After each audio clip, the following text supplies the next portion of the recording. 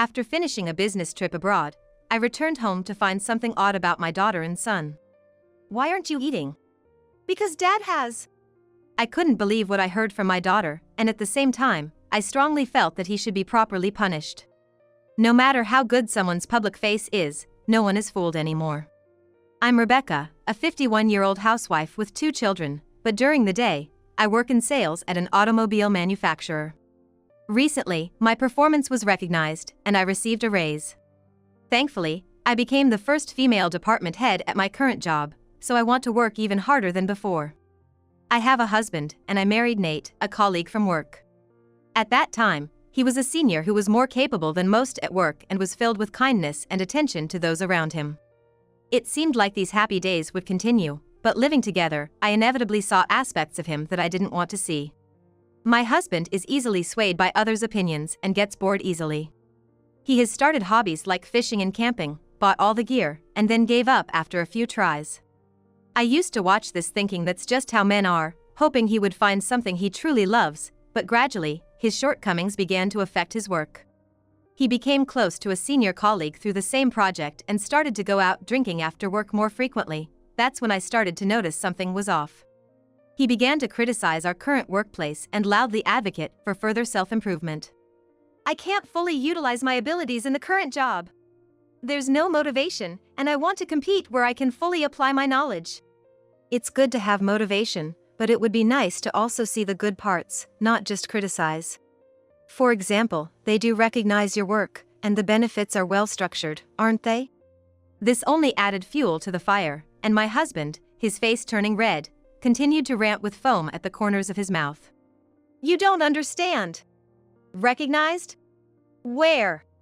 And what about the benefits? That's why women are not taken seriously, because they talk about such naive things." Now that he's become like this, all I can do is listen. It's your life, so I hope you live without regrets in both your job and private life, but don't forget that you're going to be a dad soon.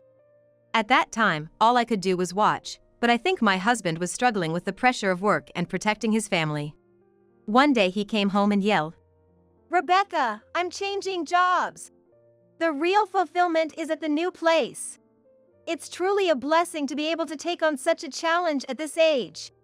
I was stunned by his sudden words, but I quickly snapped back to reality. "Wait a minute. Have you already decided?" "Well, it was Rebecca who said to live without regrets, right? It's fine because it's recommended by a senior. It's a job that brings out many people's smiles and does good for others." Even after hearing his explanation, he just keeps repeating vague and unclear statements. "It's an up-and-coming company, so it'll definitely be okay. I'm gonna work my butt off for the sake of our coming baby." I could only stare at my husband's back as he kept saying everything would be okay without any basis. I was planning to return to work immediately after maternity leave, so I should have enough income to get by. However, I don't know much about my husband's job or earnings, so I was overwhelmed with anxiety about how we would live as a family from now on. According to my husband, the new job is at a startup, a company just set up last year by a friend of a senior colleague. From what I've heard, it seems like a company that pushes forward with enthusiasm and a strong spirit, operating on a sense of mission rather than concrete plans. The company's website is full of typos and error messages, hardly the atmosphere where a businessman can work properly. By this time, I already had a bad feeling. But my husband has a stubborn side that doesn't back down once he's made a decision, so I kept silent. It didn't take long for my bad feeling to prove right. Busier than the previous job, but with lower salary, no bonuses, and no overtime pay. He leaves for work at dawn and comes home at the last train, working at an absolutely terrible company. Due to the impact of the terrible company, my husband's behavior has changed. He works from early morning till late at night, so even though we live under the same roof, we hardly see each other or the kids anymore. During maternity leave, I somehow managed with support from my parents, but once the leave was over, work, childcare, and household chores piled up, leading to overwhelm. On top of that, my husband is indifferent to the household and childcare I handle, acting as if it's natural for me to do everything. There's no appreciation at all. Meals and cleaning are just trivial, women's work, right? I'm busy creating many people's reasons to live, so I don't have time to fuss over small things. I'm managing somehow while working too. I understand you're busy with work, but I'd appreciate it if you could help out within your capabilities. Were you even listening to me? This is why people who can't work get tired. I only do big jobs. Household stuff is your job, got it? I've turned a blind eye to certain things because he's busy, but this attitude is starting to make me angry. Plus, it's unbearable how he needlessly criticizes the way I handle household chores and childcare. Emily, it's Dad. Today, I'm gonna give you some tasty snacks you'll love. Emily is still too young for chocolate. They said so at the baby food class. What are you talking about, denying my affection to Emily like that? When did you become so high and mighty? Sometimes on his days off, he even gives her dangerous things to play with and doesn't stop her from doing things that could cause injury, never taking his eyes off his phone. Honestly, my husband is not at all helpful in parenting, but he claims he's a great dad. I couldn't help but wonder where his confidence came from. It's been 5 years since my husband changed jobs, and he just got promoted. He had been working as a regular employee, but now that he finally got a title, he seemed so happy showing me his new business card. You've been working so hard since joining the new company. A promotion is amazing. I meant to praise him casually, but it seems I've greatly upset him. Is that sarcasm? Is it so annoying to you that I succeed in my job? Not at all. I didn't say anything about being annoyed or sarcastic. What's with the sudden yelling? Women without charm like you get dumped by men. He started to nag as if a switch had been flipped. I had prepared dinner with extra effort as a celebration of his promotion, but his sour mood turned the meal gloomy, like a wake. What's wrong, Dad? Are you not feeling well? Even Emily looked into his face, worried. Ruining the family atmosphere and even causing worry to our daughter, who's about to enter elementary school. What is a grown man doing? Listen, Emily. Don't become an uncharming woman like your mom. The best thing for a woman is to be the kind of wife that men adore. I couldn't believe what he was telling our daughter, outdated and spiteful words aimed at me. Unbelievable he would say this to such a small child, but that must be how Nate really feels. I'm too tired to engage properly, so I just let it go. For me, since Nate's salary was halved after changing jobs, any amount that can slightly improve our family's finances is welcome. But now that he's this upset, it seems like nothing I say will get through to him. Honestly, as his wife, I wish he'd wake up from this situation where he's just being exploited for his drive. Ever since Nate decided on his own to change jobs, I've had to work hard to make up for the loss in his earnings. Just then, a new project started aiming to expand sales overseas, and I was assigned to go on a business trip related to it. Despite the challenges of being in the middle of child-rearing, it seems my years of sales performance were recognized. Thinking that if this job goes well, it could lead to bonuses and future raises, I jumped at the opportunity as if it were a godsend. However, the problem now is the kids. Emily is growing up and will enter middle school next year, but we had a son 2 years ago. Although Nate got a promotion, he still works late, so he's not in a position to help with the kids. I feel bad for the inconvenience, but I can't afford not to take action, so I've decided to leave our 2-year-old son with my parents for care. Before leaving, I promised my elder daughter, who will stay at home, that I would call her every night after work. Emily, Mom just finished work and got to the hotel. Is everything okay there? It's okay. We just finished dinner here, and I'm about to start my assignment.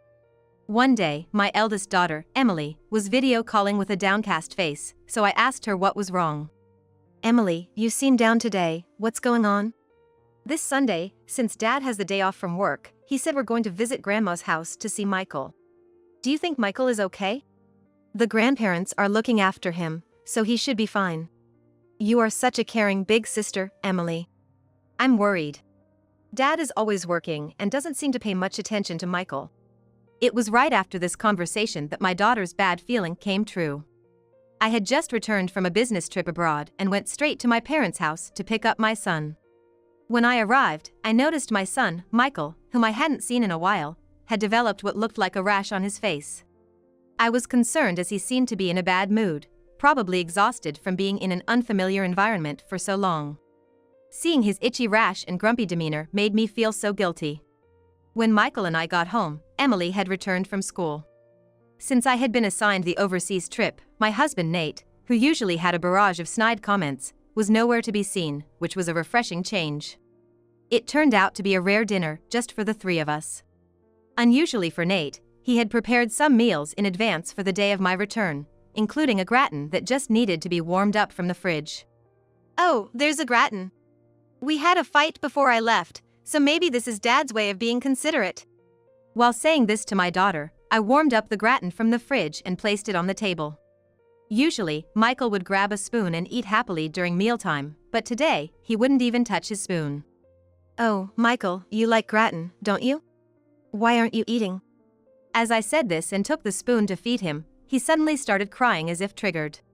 This had never happened before. Emily seemed to realize something from his reaction. Because Dad has.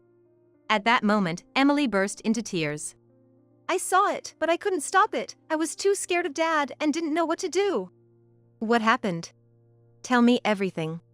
Emily was trying to tell me about what happened while I was away on the business trip. I listened without interrupting, letting her get her story out. That Sunday, we went to visit Grandma's house to see Michael, like Dad said. I was happy because Dad wasn't angry like usual, and I was looking forward to seeing Michael. That's about the day we talked over the phone, right? Yeah, I heard Dad saying, "Why aren't you eating?" when I was in the bathroom.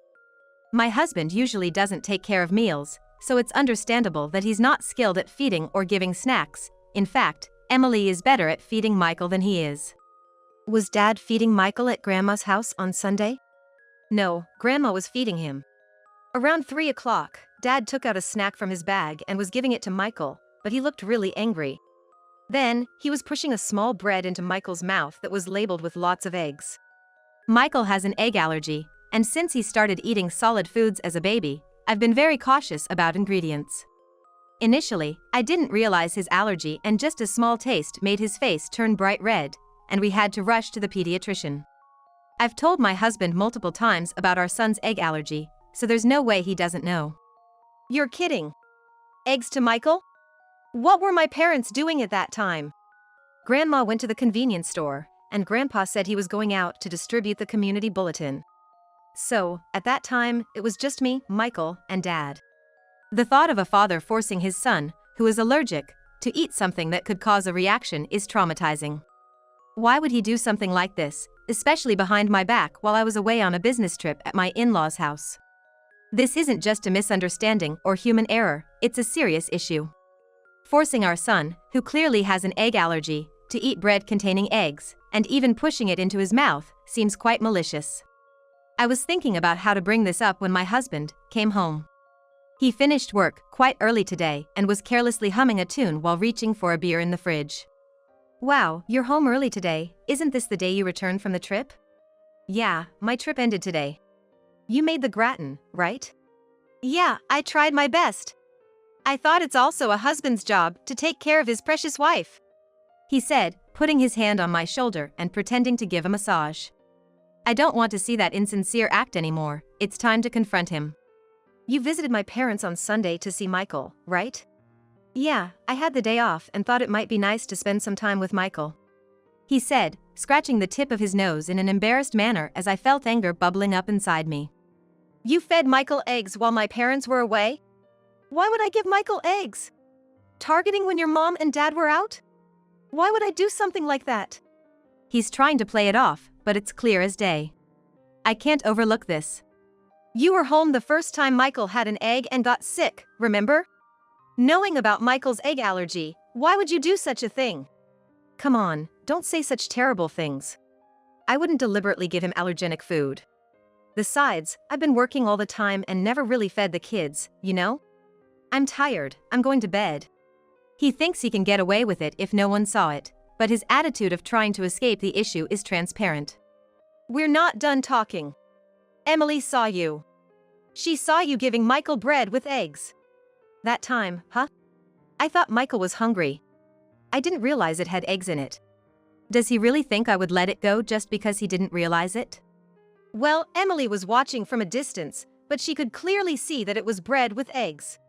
Then my husband, Nate, realizing he couldn't escape, started to get defensive. It's sneaky to spy and stay silent. Just like you, huh? We're not talking about that now. The point is, how could you do something so terrible? You keep talking about being a manager and all, but that's all your brain is capable of, huh? Just a token position because you're a woman. He looks as if he believes he's made a valid point.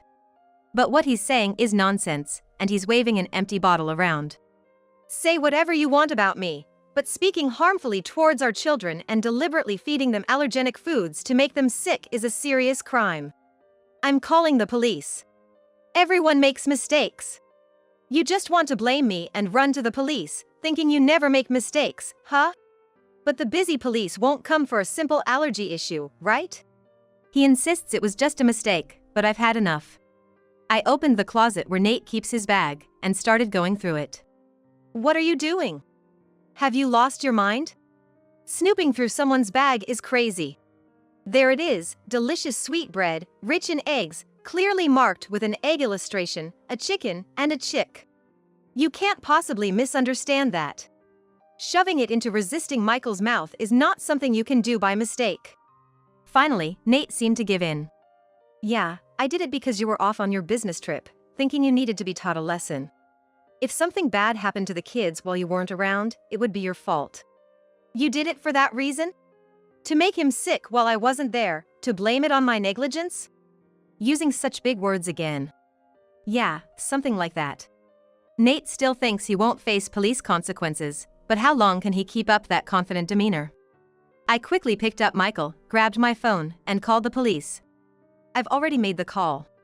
The police will be here soon, so let's clear this up right here. Officers from the nearby police station arrived, but Nate was still smirking. We shouldn't trouble the busy police with family matters. However, I was prepared, so this wouldn't just end with the officers leaving. I told them about Nate forcing Michael to eat the bread with eggs and showed them something else. I had been keeping a diary of Nate's terrible behavior, which I handed over. Additionally, I had recordings from a voice recorder, which served as solid evidence, leading to Nate being taken to the police station. No, allergies and fights are just minor family troubles. Tell them it was a misunderstanding from your side too. There's no way I could mistakenly contact the police. Think again about what you've done, the way you've treated our children. Furthermore, with Emily's testimony, it was proven that Nate intentionally fed Michael, our son, allergenic food with malice. Considering his past actions that have caused mental anguish, it was suggested that we could press charges against him based on these comprehensive considerations. Nate is playing the victim, ignoring the unbelievable acts he has committed against his son and his past behavior. Turning me into a criminal when we're family. Don't you feel sorry for Emily and Michael? That's not an issue. You say it's okay, but what about Emily and Michael? It worries me what they will face at school. Despite never acting like a father, he's confident that the family and kids will struggle without him. You have no right to call yourself a father. We're getting divorced, and we won't be family anymore. Please submit the divorce papers. I presented the divorce papers I had been carrying around like a talisman. Divorce isn't something you can just do. We're a family, this is the time to support each other, right? I have no interest in supporting you. In your case, it's not about mutual support, you've always acted like it's your due. Watching him misuse words like support and father to justify himself only confirms he's unfit as a father and a husband. But I can't deal with his refusal to divorce any longer, so I played my final card. I'm going to your parents. I'll tell them everything, how you're now in trouble with the police, and everything you've done to me and the kids. Nate's parents are strict but kind, and they would never condone anything that strays from human decency. Nate has always said he left home abruptly after high school because he didn't see eye to eye with his parents. The husband, who has done nothing but shameful acts, now doesn't know how to face them. Please, don't tell my dad and mom about this. If you don't want me to tell them, sign here. Right now, in front of me. As soon as I mentioned his parents, Nate lost all his previous bravado and received the divorce papers. His malicious acts, coupled with their repetition over the years, led to a guilty verdict. He's already been fired from his job due to the scandal. Finding a new job won't be easy for him. Since the police have issued a restraining order, it reassures me that he won't come near me and the kids. I still receive letters from him suggesting we make up, filled with nauseating phrases like we should have been honest about our true love. Fortunately, I plan to move soon and will take steps to refuse his letters completely. This will finally sever all ties with my ex-husband. Now, I'm raising Emily and Michael while still working at my current job. Thanks to the success of that business trip, my bonus will slightly increase. I'll use it to show my appreciation to someone special. Next month, let's go to a special place for the weekend. I'll invite Grandma and Grandpa too. Let's all go together. Really? I'm so happy we can go with Grandma and Grandpa. Both my daughter and son love my parents, who shower them with love, so I'm looking forward to our 3-generation trip. I want to live each day expressing gratitude and love to those important to me.